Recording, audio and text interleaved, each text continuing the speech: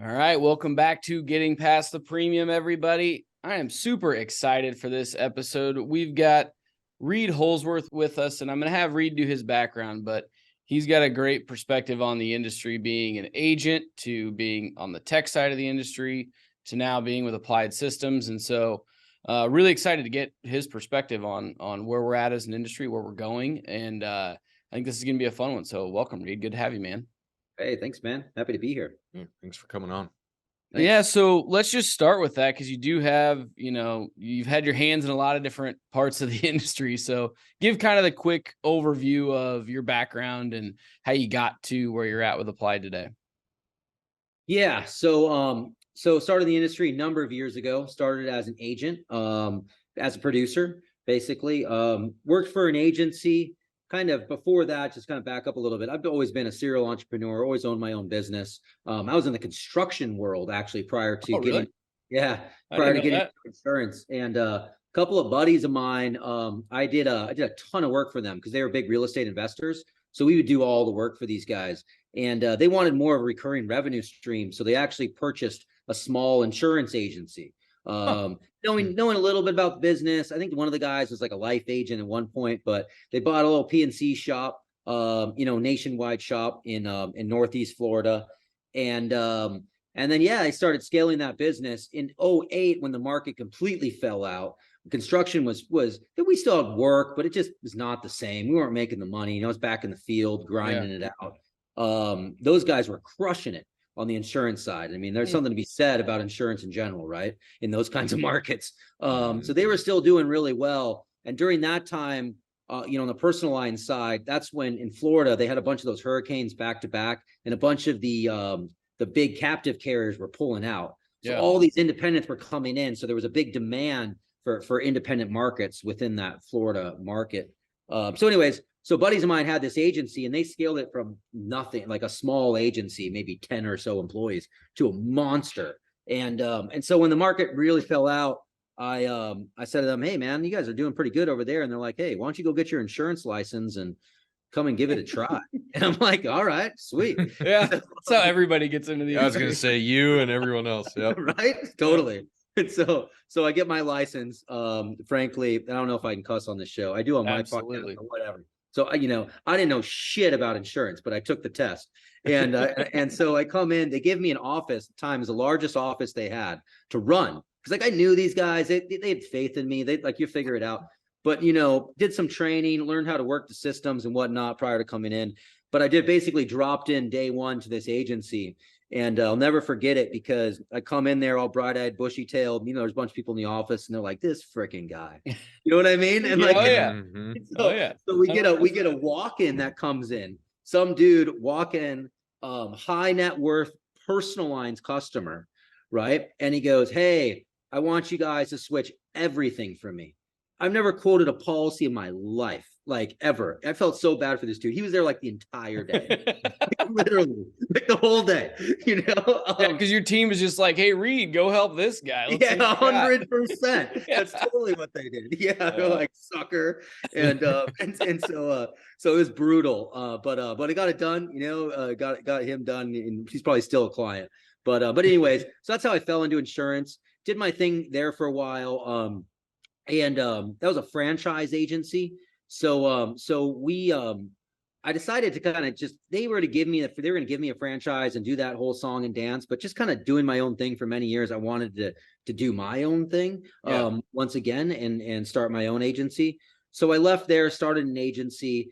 It was interesting because when I started the agency, kind of just being a little bit green to the industry, but I was probably 2-3 years in at this point. So, I knew what I was doing, but I was ignorant to the fact that how hard it was going to be for me to find markets, So I left, started an agency, and I'm like, what do you mean Liberty? Like, what do you mean Travelers? What do you mean Hartford? You're not going to give me an appointment.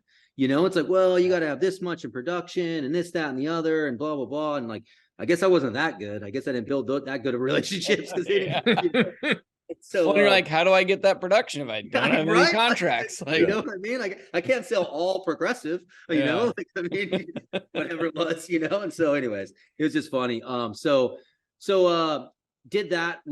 So I then partnered with a guy who had an agency, had a bunch of really good markets. And then we went out and we built a much bigger agency that we ended up franchising. We sold a bunch of franchises across the country. But in doing that, we built a system for that business, because just like any good franchise, the system, the operation, how it goes, business in the box is what makes it successful. And so when we looked at systems for that company, specifically agency management systems, we knew all the usual suspects. I'd used them, right? And same with my partner at the time. And what we wanted just didn't exist, just to put it, frankly. And so we ended up building our own solution for that business.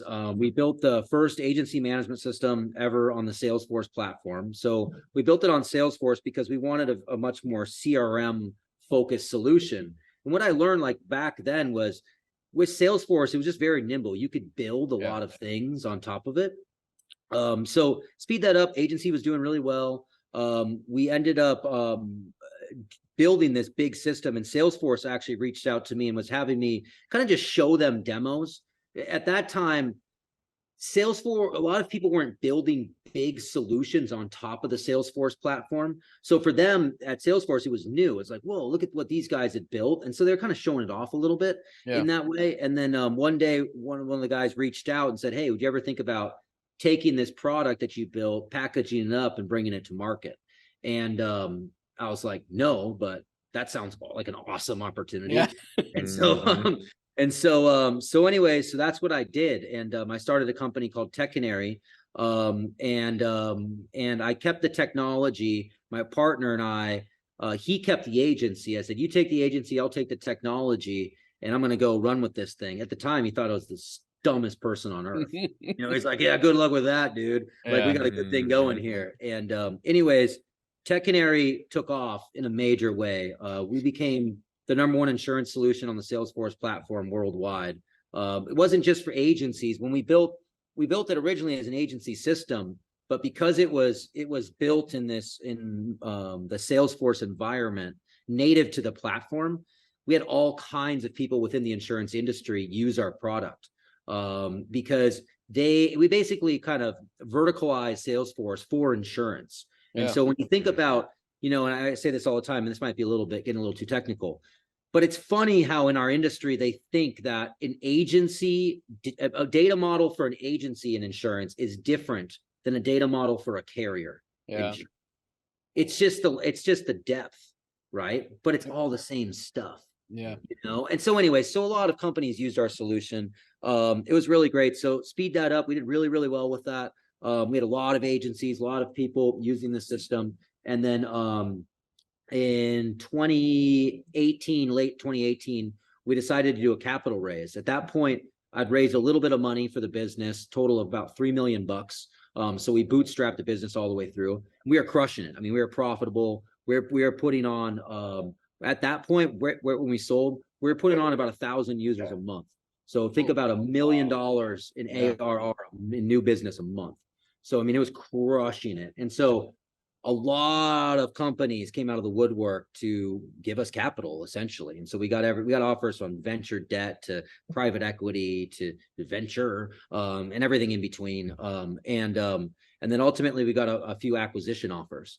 And so the acquisition offers were interesting. It wasn't anything that we were anticipating, but some people said, hey, we'd love to buy the business. And some of them we turned down instantly just because it wasn't a good fit for us and it just didn't make sense. But there was a couple of them that really did make a lot of sense. Ultimately, we decided to sell the business to Applied Systems. True story. Reason why we sold to Applied Systems was, one, we all believed, and at the time, the Tech Canary board we had some amazing individuals on our board. Big industry people. I'm not going to get into all that in this, but like people that really, really, really know this space and names everybody would know listening to this. And so we had this great board. And when we looked at, the incumbents, if you will, Applied was the clear winner for the future. Yeah. And when, as an entrepreneur and a leader, a big part of what I like to build is a really great culture. And I want to be there for my people. And so what does the future look like for my people once we are to get acquired? and Applied was just at a really critical point where it was kind of, we could see the light of them really making a go at it. And then the big reason why we decided we wanted to sell to Applied, and the real big strategic piece that Applied has is they owned Ivans, man. Yeah. And I, as a partner of Ivans, working with Ivans for many years at Tech Canary, I always kind of fantasized about being able to wrap my arms around that business and do something special with it, because it's a very unique business, which I can get into in a minute.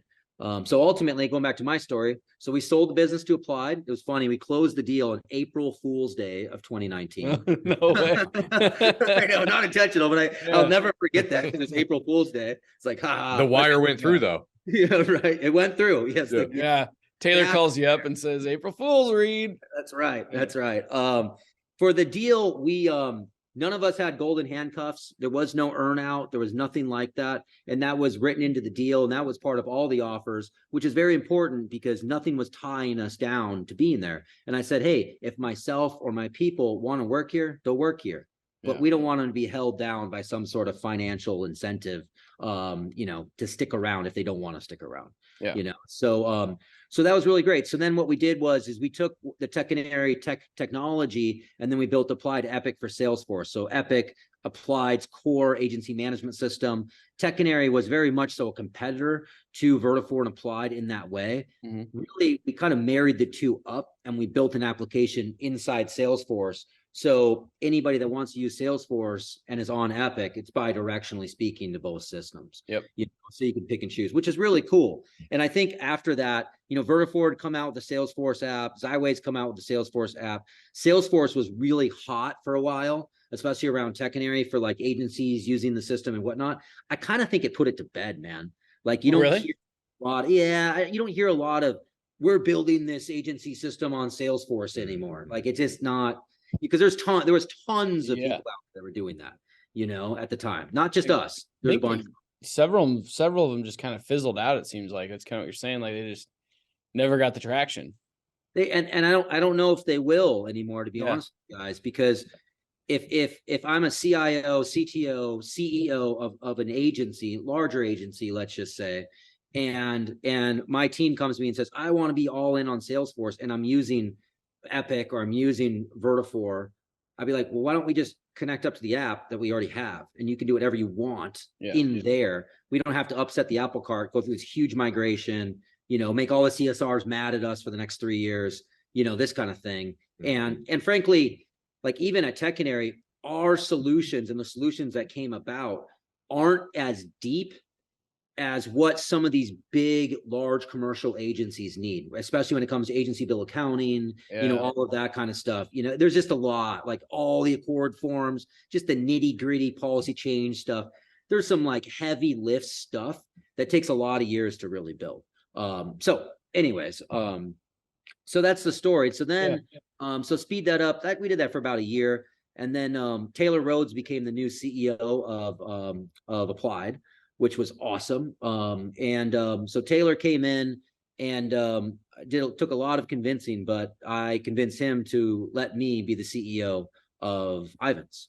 And so that was end of the year of 2020 is when I became CEO. And then also the former CTO of Tech Canary, he's our CTO of Ivans. Then we brought in our COO, Bob Bardwell, who came from, he has just got a rich background. Didn't work with him before, but Bob's amazing. So we, like the three of us came together as the initial leadership team of Ivans, and we're all still there, obviously. And then we embarked on the Ivans journey at the end of 2020. Yeah, that's awesome. And I wanted you to get into the history of Ivans and like how it's gotten to where it's at today. But before we hit that, my perspective on what you're talking about, like we looked at a few years ago, because, with any system you use, you always have the things you'd like it to do better, right? And, everybody applied systems, and whether you're on Epic, which I think is most firms have migrated to Epic at this point. Yep. There are certain limitations, right? I mean, Applied's been around for a long time building it. And so we did an evaluation of some of the other, those Salesforce systems. And at the end of the day, we looked at it and just went like, if we're going to pick our horse to ride, who are we picking? Do I want to pick the new, I don't know where they're going to be in 3 years company, or do I want to pick at least the established that I know, system that knows what they're doing, that is building and innovating, that, I think in 10 or 15 years is going to be the horse that I want to ride. And that was ultimately the decision we ended up making, while the others had certainly some more, say, customization or whatever that we had wanted at the time. It's just, there's a bigger conversation I think you got to have with yourself when you're asking what type of a system you want to use and how and where you're going to be in the next 5 to 10 years. And that's where you got to be thinking about. Because I agree with you. Some of those just, I didn't think were robust enough for what we wanted today. But, when we grow to 2 or 3 times our size, are they going to still be the option? And so I agree with you. I don't know. We'll see what happens with some of those systems. And I like the competition, though. I think it's good and healthy for the industry. So I like that there's several out there doing it. So, hey man, all those guys are my family. So don't get me wrong. Like, I love all those dudes, and like we've kind of grown up together in a lot of ways. And so, like, I think there's a place for everything. I don't think a lot of them will go away. But dude, I'm not going to name any names, but I know people, and we're not talking about even the Salesforce specific ones, but I know people that are out there that have built good agency management systems that are like, dude, man, I have such a long run to get this thing up to par to where I need it to be, for, like what you said. I mean, certain things, like if you're doing personal lines and small commercial, light commercial stuff, not as big of a deal.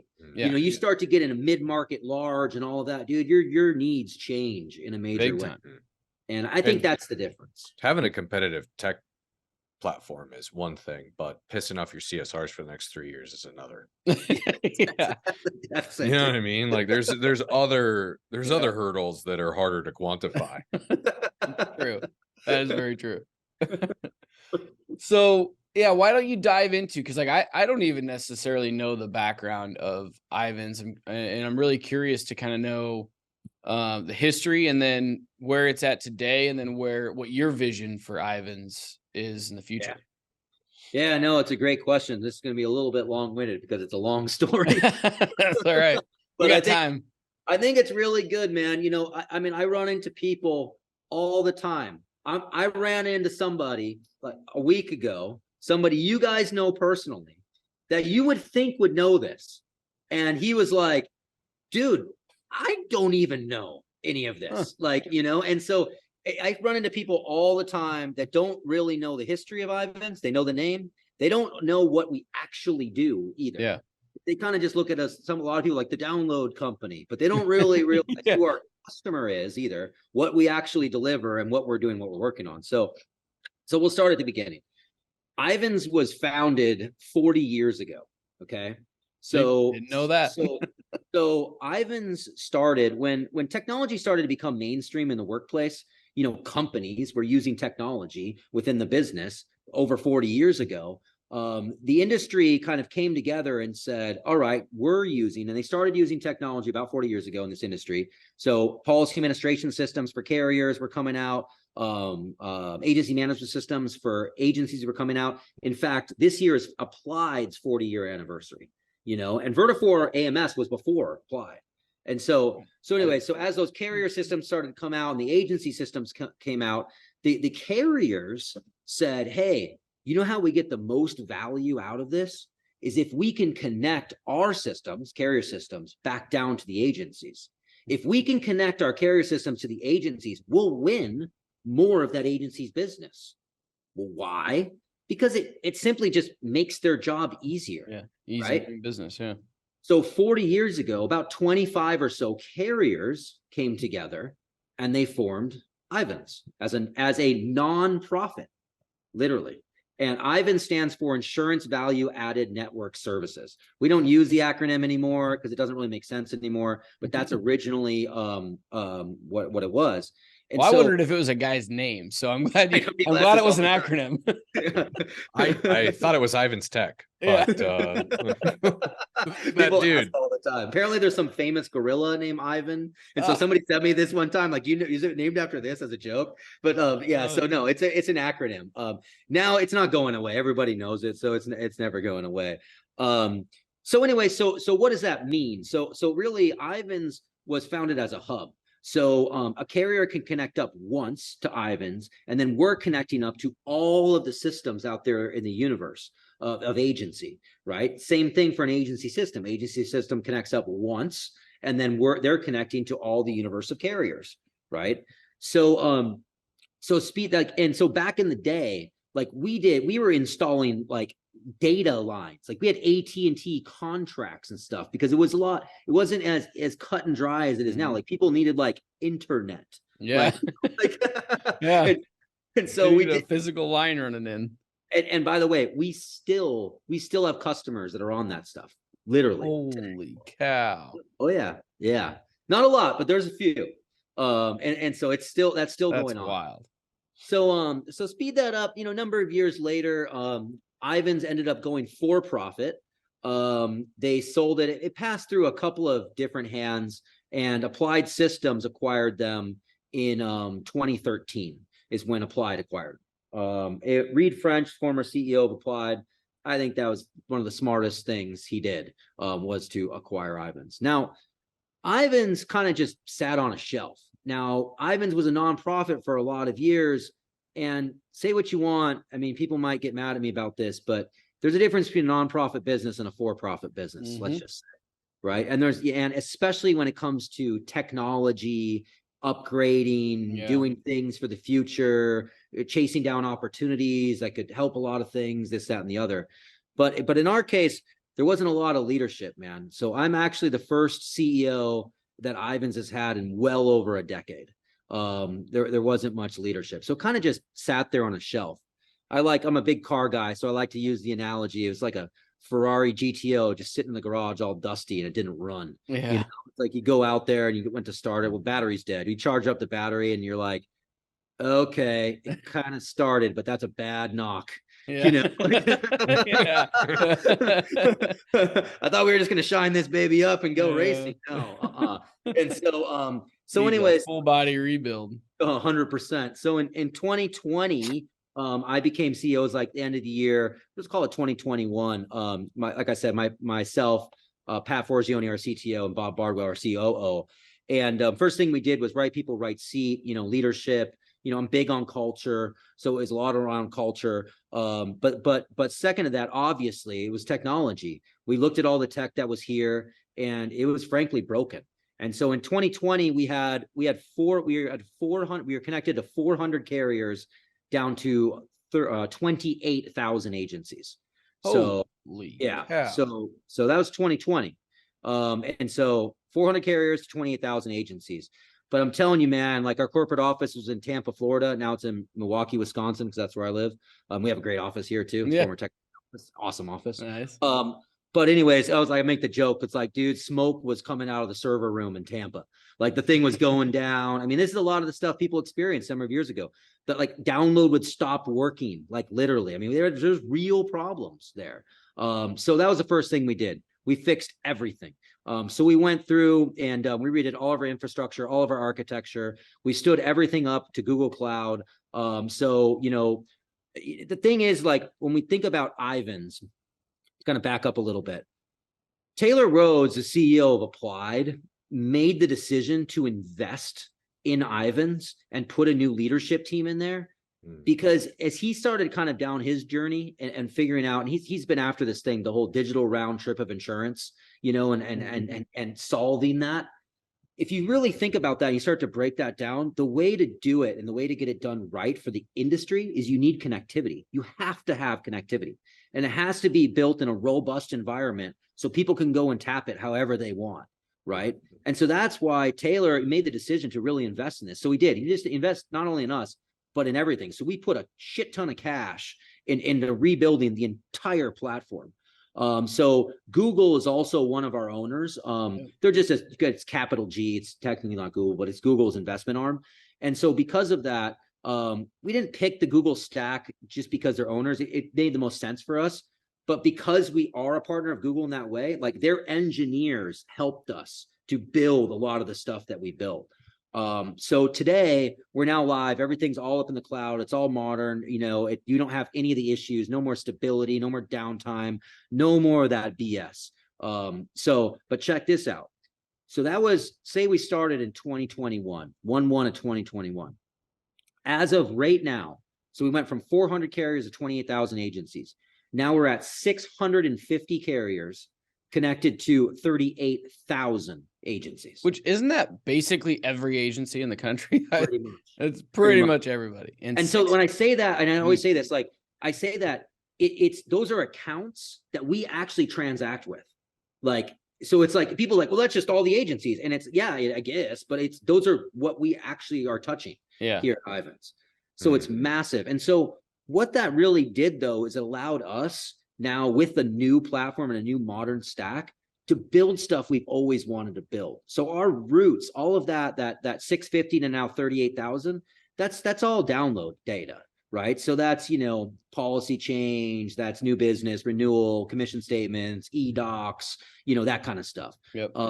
If you think about that, that's really what we like to call the back office. So it's kind of like the bottom of the circle. It's like more, you know, service and renew. It's kind of like after the fact, things happen. Well, here at Ivans, like, you know, there's a whole other side to the world when we think about the world of insurance, and that's the front office. And so that's sales and marketing and that, and like driving revenue and this kind of thing. And so with the modern stack, we said, hey, you know, let's go build some new stuff. And so the first thing we built, we launched about 1.5 years ago, is called the Ivans Distribution Platform. And so what that is that's the pipes for commercial lines raters. Yes, I said it, commercial lines rater. A lot of people are scared of the rater term. Carriers don't like it, but they exist. So that's the thing that powers Tarmica. And they should exist. 100%. And they do. And they do. And here we are. And so, similar to download, we built a hub for all that connectivity. So a technology company, technologist like a Raghav Tana from Tarmica, he can connect up once into IDP, and then we're connecting him into all the carriers that are connected into our pipe. Same thing in the carrier. Carrier connects up once, then they connect up to all the solution providers that are partnered with us. Those carriers are bombarded on a daily basis from the, you know, two dudes in a MacBook Pro startups that are like, I got the next best bold penguin. And so those carriers have to go and vet those guys. They have to like, are we going to like connect to them? There's a lot of work that happens in this industry. And frankly, it's opportunity cost. That's pulling that away. So IDP solves that. So that's what the IDP did. So then what we did is we bought a company, I don't know, maybe 6 months after launch of IDP, we bought a company called Ask Kodiak. So what Ask Kodiak is, so Ask Kodiak was built by two founders, the guys, Mike and Alan, who were formerly at Agency Port. So Agency Port built, they were acquired by Duck Creek, but Agency Port built most of the carrier portals that are out there that you guys are still using today, the big ones. And Mike and Alan were the ones that built it. So Mike and Alan had this vision that, hey, long term, the carrier portals, they may not ever go away, but agents are going to start to shy away from carrier portals. Because why? They don't want to go, do you want to log into 6 different carrier sites to go get a quote? Each one's different. Dude, like, you guys know, to scale your agents to, you know, new people coming in, it's a pain in the ass. And so they built this product called Ask Kodiak. And what Ask Kodiak is, it's top of funnel. So it's appetite. Who will take a barbershop in Milwaukee, Wisconsin? All right. So carriers go in and they build these storefronts. Oh, you know, barbershop, we'll do this, we'll do that. You know, it has to be X amount of revenue, this, that, and the other, all their knockout questions and whatnot. So anybody today can go to askkodiak.com. It's free. Any agent, anybody out there, go get it. It's free. Askkodiak.com. Go there. The carriers pay us, Ivans, to put in their appetite. What's cool about it, though, is so getting back to their vision, is you can go there and you can go to the site and do all of that. But it has an API wrapped around all of it. So technology companies are tapping the Ask Kodiak API and they're bringing that into their solutions. Okay. So pretty much, I'm not going to name names because they kind of get mad. They want to act like it's all their proprietary stuff that's out there. It's not. So like most all the raters that are out there, when you go in and you're putting in the information and it does like smart nakes, if you put in putt golf course and it comes up with like the actual code for what it is, that's all powered by Ask Kodiak. And then getting the appetite from the carriers in real time, that's all powered by Ask Kodiak. And so again, but then so remember, Ask Kodiak front end, well, then you want to quote it. Well, guess what? IDP has the pipes. Yeah. See? So what we did there, what the Ivans distribution platform is, and what Ivans is as an organization, is we're a platform. The way that I look at it is we're a platform where technology companies come to us to get carrier connectivity. So if you want to build some sort of technology within our space, and that is going to require for you to talk to a carrier, technically speaking, your first call is Ivans, you know, and we have solutions that help you do that. At Ivans, our customer, and a lot of people don't know this, our customer is the carrier. The carrier pays Ivans. Okay. It's not the agencies. It's not the agency management systems. By the way, we connect up to almost 50 agency management systems. 50 Jeez. today. Yep. I didn't even know there was that many. No, neither did I. There's tons of them. And then, you know, there's a lot of proprietary ones that there's a lot of agencies out there that have built their own thing too. And so, so we connect up to all of them. And so what we do at Ivans is we connect up to those carrier core systems. So, you know, connecting to Guidewire, Duck Creek, Insurtech, Majesco, there's a bunch of them. But the system the carrier uses, we have like ninjas that go in there and they grab that data from those systems and then they bring it to Ivans. It might come out purple, blue, and yellow, right? Literally out of their system. It comes to us, we convert it to blue, and then we ship that piece of mail, if you will, just using this analogy, to the individual systems, where the systems go and pick up that data and then they consume it into the agency management system. A lot of people think that Ivans is in control of like what happens in the management system with the data. We have zero control over that. All we're doing is sending a file. If we're sending a file, or they're tapping our API and they're pulling the data, and then once you go out to your mailbox, you decide how you want to open it and what you want to do with it. You know what I mean? Yep. But we're just delivering it. You see what I'm saying? Yep. And so our customers, the carrier pays us, going back to 1983, when the carriers came together. The carriers do this, they pay for this as a value add for the agencies. Why? So the agencies write more business with them, you know, which is very true. You know, I mean, like we just connected up, and I can't name the name, but there's a big captive that just now going independent. Everybody in the world knows this name, but they're going independent. The first call they made was to us. Mm-hmm. Why? Because the agents aren't going to go sell it. The independents are going to go and sell the hell out of it if it's not downloading, right? At the very minimum. And so it's become more table stakes now on the download side, but that's just it. And so it's a symbiotic relationship between us and our partners being, you know, Hawksofts the world, EasyLinks, Applied, Vertifor, you know, Xanatech, Now Search, all these guys, Better Agency, all these guys. These are like my friends and family. You know, we work with them at little cost to them, right? Because the carrier is paying us to facilitate that connection. You see? Yeah, totally. Well, it makes total sense for, you know, because I've thought about that with commercial lines raiders in the past. I mean, the barrier to entry seemed so high because, you know, I couldn't even imagine going to especially some of these legacy carriers that have old tech like you were talking about earlier. I mean, some of them do. Oh, and how do you, you know, go and connect to each and every one of those and do it in a seamless fashion? It just seemed like a mountain, and huge mountain. Yeah. And frankly, to be honest, like that came out because I was having a conversation with Elliot Bodner, founder of Bold Penguin. Elliot's a good buddy of mine. And like, he's telling me, he's like, dude, I spend so much time connecting and convincing all these carriers. If you guys did that, you could relieve so much from me. Yeah. And if you think about that statement coming from him or coming from anybody, if we solve the connectivity side, then the technology company can focus on what matters most, which is whatever it is. I don't even know what it is. It's their value prop. That's exactly right. And whoever their end user is, and that's just it. And so like, it sounds salesy, but it's true. Like connectivity breeds innovation. It's the lifeblood of innovation, because if I don't have to focus on that, I know that's done and it's good. There's one API I'm tapping. It is super badass stuff that we built it on. And so like, you know, that's done. Oh shit, I can focus on the front end, the experience, you know, making it faster, better, smarter, whatever it is. And that's where we'll start to see much, much more innovation in this industry because of it. So IDP already, it's been out for like a year and a half or so. We're up to a little over 40 carriers. that you can connect up to, which would That's take awesome. years Oh my gosh. to do.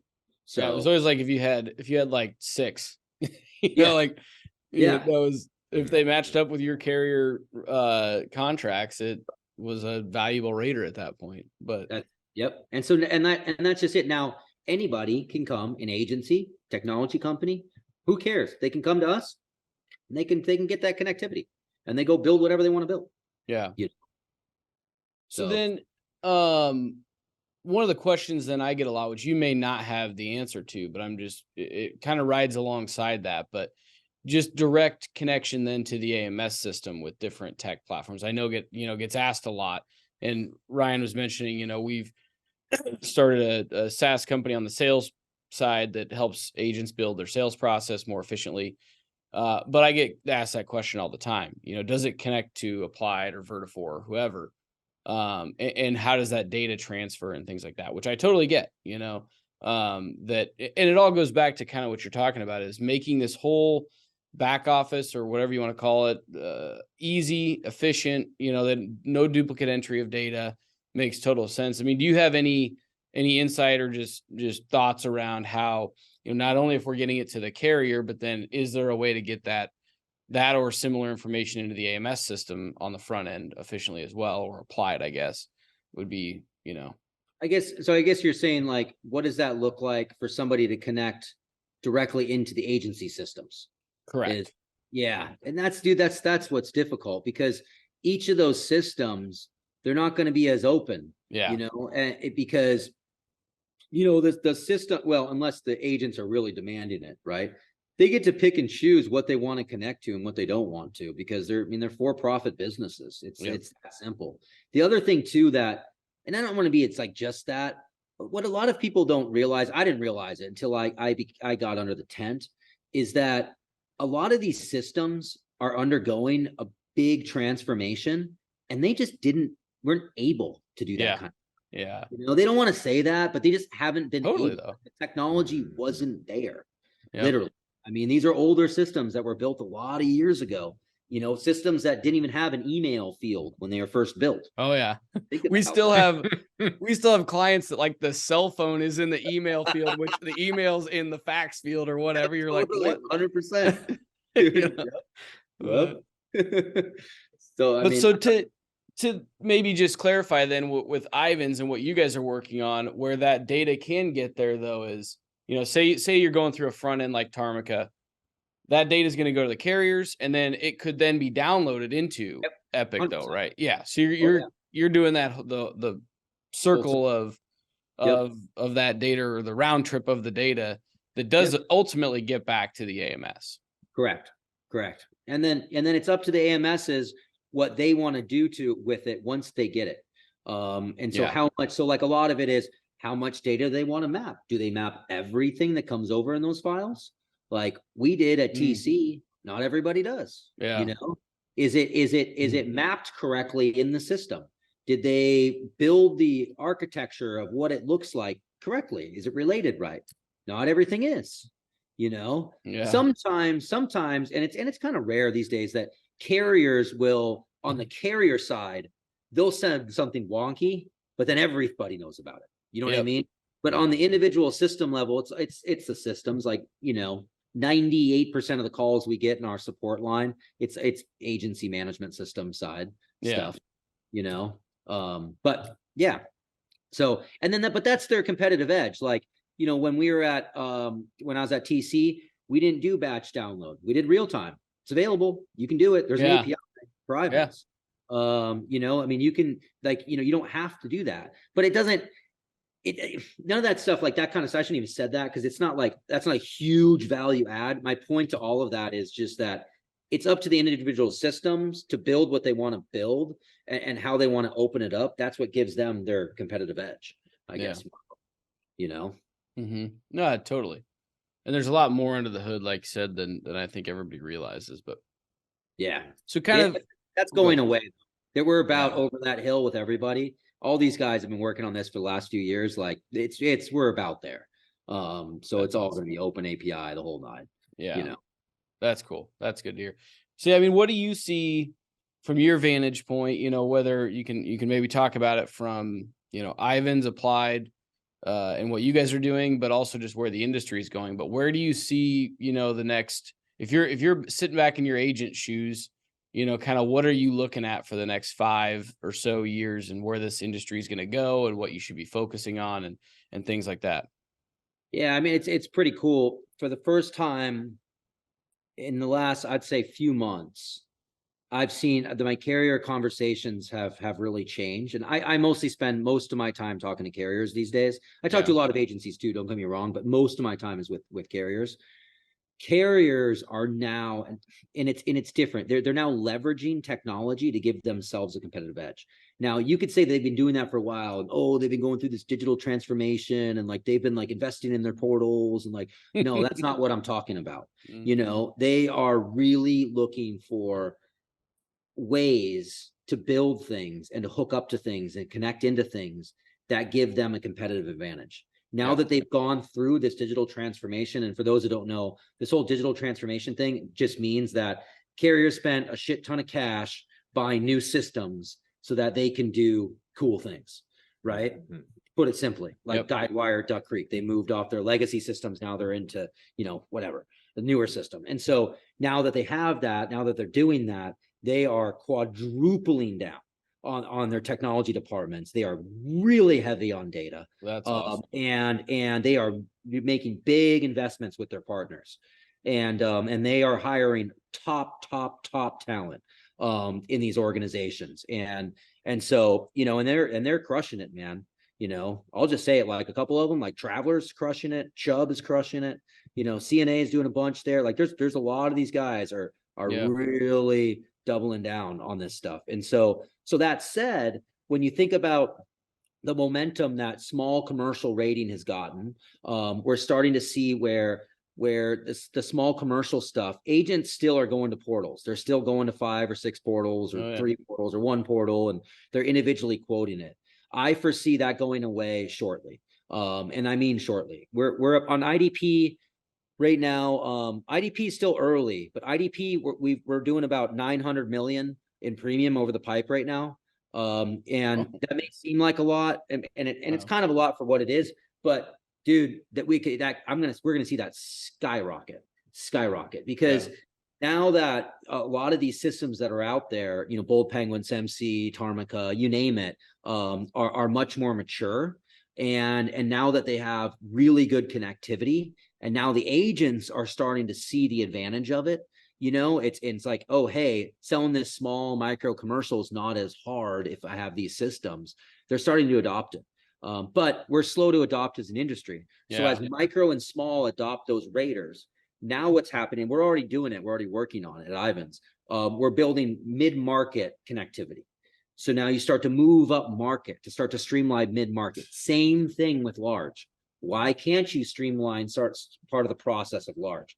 If you start to streamline all of those products in different ways, you're going to open up different opportunities for agencies that weren't selling that type of stuff in the past. Because remember, big agencies weren't selling small commercial until the Milos and Bold Penguins came around. Why? Because they came with technology and said, hey, we can help you with this. It's not as bad as you think with this technology, right? That's how the big started selling the small. Well, now you're going to start to see in the future, the small is starting to sell the mid and the large because the technology is going to make it a lot easier for them to do so. Yeah. And so I don't know. So that's a pretty sweet perspective. I hadn't thought about it that way. It's happening. That's cool. But it takes time. It takes time. And so, we're doing a lot. I think you're going to see agents become much better around data in their own agencies, and them starting to really think of their agency through the lens of analytics. And you may say people are doing it now. Not really. They kind of are, but really managing through analytics. And then also as the agency systems are over the hump on their big transformations that they're doing, they're opening up these APIs. They're opening up their partner ecosystems. You're going to start to see a lot more bells and whistles and things that are going to start to come into the agency system kind of technology ring that you haven't seen before. A lot of that's coming. I think that over the last few years, it was very overinflated. There was a lot of just shiny object stuff out there. Yep. That everybody was trying to jump on board. It's kind of good that a lot of that's cleaned up. A lot of the noise has gone away. It's gonna come back with a lot. As I said, like as these systems open up, you're gonna see a lot more of these companies coming back in the near future. But it's gonna be a lot more real stuff, if you ask me. Especially now, the investors are a lot more savvy around insurance technology when they really kind of weren't, as everything kind of kicked off. Just threw money at it. Yeah, pretty much. Yeah, the money was very plentiful. It was everywhere, and like, yeah. So it's yeah, it kind of sucks. It sucks for the guys starting now, Yeah. Well, but yeah, it's also, though, I think that caused what you're saying, though, too, of getting a lot of stuff built that really didn't have a purpose and didn't have a problem it was solving. It might have been cool and looked cool, but I think you're going to see a lot more of that. It feels like it's getting a lot more directed and targeted at true problems in the industry. And then you got to have traction and profit. That's right. Yeah. That's right. Yeah. And that wasn't a thing. No. If you had an idea, you could get cash. How crazy does that sound? Yeah. It's so crazy, man. It's so crazy. I don't understand it. But yeah, so I think it's going to be good. That I'm excited about us as an industry and where we're at with technology. It's a fun time to be in insurance technology. But we have a ways to go. I think that just like we were talking about, CSRs adopting this type of stuff, there's still a hill to climb there. Yeah. But that's going to come. And I think, it's lots of cool stuff. But it's funny. I was on a panel with Jason Cass the other day, and he was saying that somebody came up to him and was like, "Hey, I'm not going to name the name. I'm thinking about buying XYZ product, right? What do you?" He's like, "I know you use it. What does it do?" Think about that. Yeah. Like, this is like the kind of stuff we got to get past. Yeah. Well, you got to have a problem you're trying to solve and then understand what products will solve it. I think like a lot of us in this industry, like it's because we're kind of bored, same old stuff that we're using all the time. We've been using it for a lot of years. And so we look to like shiny objects, like, oh, this is kind of cool and it's going to solve this thing. I think my advice to agents is just use what you already have. Pick a problem and try to solve the problem with the stuff you have now and you're paying for. Yeah. I saw it all the time at Tech and Area. I see it all the time. I see it with all of our partners, like so many people, dude. And like, they don't realize that the system they already have can do these things. Yeah. I'd say that double down on your system now that you're, and see, and then if you find a hole that it's not doing, and maybe it does it okay, but you could do it, you'd be so much better. Well, then go find that. And if you can't find it, go build it. Yep. And if it's great, then go sell that thing. And I think we're going to see a lot more of that. And that's what I mean, real problems being solved as opposed to these shiny objects that are out there. Yeah. Well, I think, everybody, somebody like Cass or, any of those guys that have a good following of people and they do a lot of good stuff, people hear them talk about it, but don't realize that Jason went through a process to understand the problem he was facing in his agency. And he went about it the right way to find that tool that now is very valuable to him. Doesn't necessarily mean it's going to be valuable to the next agency, though. So I agree wholeheartedly with you there. So, well, hey, man, I know you're busy. We've taken a lot of your time. Anything else that, you want everybody out there to kind of know about what you guys are doing or where you're going or anything like that? I don't know. I think a lot of what we're doing is we're building a lot of stuff to power a lot of things. So coming soon, new products that are badass, not built by us, but powered by us. I'd also say that at Ivans, we've really doubled down on our adoption across Ivans as well. So I'd say that anybody that's listening, call us, call Ivans, go to ivans.com, pick up the phone, email us or whatever. We'll do an assessment with you guys and see, hey, what are you downloading? What are you not? What's available? A lot of people don't realize that carriers turn on stuff all the time and you have to go in there and turn it on for yourself. It doesn't just automatically come on.